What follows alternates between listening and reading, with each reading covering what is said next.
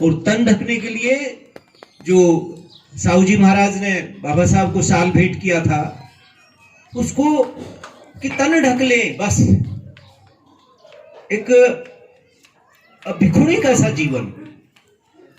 पहले हम क्या करते, भिक्षु लोग क्या करते थे, वो तो महान अग्र उपासिका विशाखा सफल हो गई, बुद्ध से साथ वचन मांगने को मजबूर किया। नहीं तो भिक्षु लोग जो चीथड़े होते हैं ना, भिक्षु का साम्यवाद, इसलिए तो बाबा साहब ने ठोक करके दुनिया को बताया ना, बुद्ध के साम्यवाद के आगे कार्ल मार्क्स का साम्यवाद कुछ भी नहीं। भिक्षु जो कूड़े कचरे में या जहां भी चील्डे लीथड़े, आप क्या समझते हैं कैसे, उनको बिन करके, उनको जोड़ करके, सी करके तन ढकते थे। तो माँ रमाबाई ने उस दुशाला से ही, दूसरी साड़ी नहीं थी, इतना कमी थी, और उन्होंने उससे ही अपना साहू जी महाराज के द्वारा दिए गए शाल से अपना तन ढक लिया। दूसरा पंढरपुर का है, जीवन के अंतिम समय में महारमाबाई को जो संस्कार मिले या किस तरह की उनको वो थी, पंढरपुर के लिए बाबा साहब से याचना की कि लगता है कि मेरा अंत समय निकट आ गया। रमाबाई को बहुत ही ध्यान और धैर्य के साथ बाबा साहब ने समझाया कि रमा, तुम पंढरपुर जाकर क्या करोगे, वो पंडे तुम्हारे पत्थर मार मार के लहूलुहान कर देंगे, लेकिन वो पिठोबा बाबा तुम्हारी कोई रक्षा नहीं करेगा। रमा, मैंने निश्चय किया है, मैं ऐसे पंढरपुर का निर्माण करूंगा जहां सब लोग समान हों। और माँ रमाबाई ने इसके लिए सहमति दी कि बाबा साहब ऐसे ही पंढरपुर का निर्माण करना। दूसरा, गांधी के मुक्तिदाता कैसे बने बाबा साहब। इतने महत्वपूर्ण पर्सन पर भी अपनी अनपढ़ पत्नी रमा से पूछते हैं बाबा साहब। दुनिया के महानतम मनीषी एक अनपढ़ पत्नी को, आज यदि ऐसा हो जाए कि अनपढ़ पत्नी या अनपढ़ पति, मतलब थोड़ा सा एक बार चिंतन करके देखो, ये बोधिसत्व क्या थे कि यदि किसी को तो दुनिया का सबसे पढ़ा लिखा हो और उसको अनपढ़ आ जाए, तुम में से ही कोई हो ऐसा, और तुम्हारे अनपढ़ पत्नी आ जाए, तो क्या आप उसको सहचरणी के रूप में स्वीकार करेंगे? या तो आप उसको त्याग कर देंगे या उसको नौकर बना के रखेंगे। ठीक इसी प्रकार यदि पढ़ी लिखी महिला, यदि उनको अनपढ़ पति मिल जाए, तो या तो वो उसको नौकर बनाएगी या उसका त्याग कर देगी। बोधिसत्व की जो गरिमा है, बोधिसत्व की जो महानता है, उससे इसका आप सेल्फ एनालिसिस कर सकते हैं। बाबा साहब डॉक्टर अंबेडकर अनपढ़ पति से कितना एक दूसरे का कितना आदर करते थे वो लोग।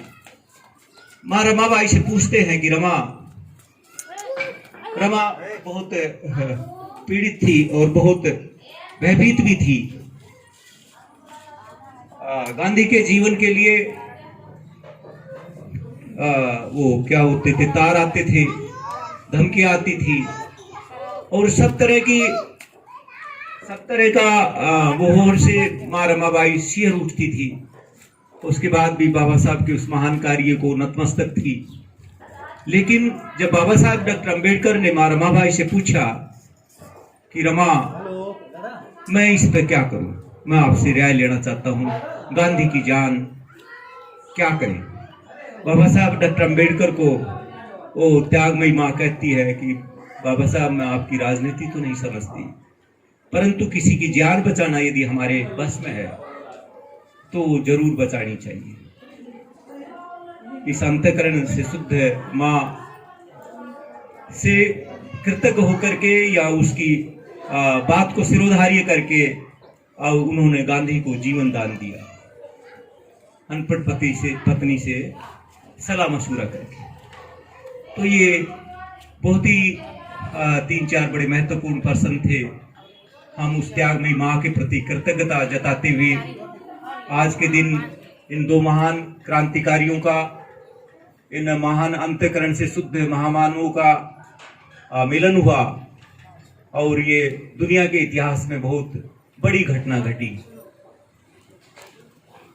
ऐसी दाम्पत्य जीवन वो बेमिसाल है, मतलब ऐसा दुनिया में नहीं मिल पाता। और उसके बाद माता सावित्रीबाई फुले और बाबा ज्योतिबा फुले का तो कुछ है इसमें।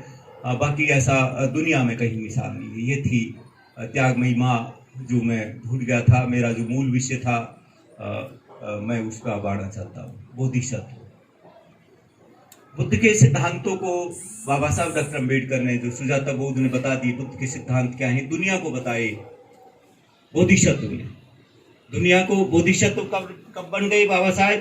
बोधिसत्व बाबा साहेब जब जो ही नागपुर में 5 लाख लोगों को महाथेरा वयोवृद्ध भिक्षु चंद्रमणि से जो ही धम्म की दीक्षा लेकर के बाबा साहब मंचासीन हुए और 22 प्रतिज्ञाओं के साथ जो ही धम्म दीक्षा समारोह संपन्न किया, तो ही बाबा साहब बोधिसत्व के रूप में जन्म ले चुके थे। 14 अक्टूबर 1956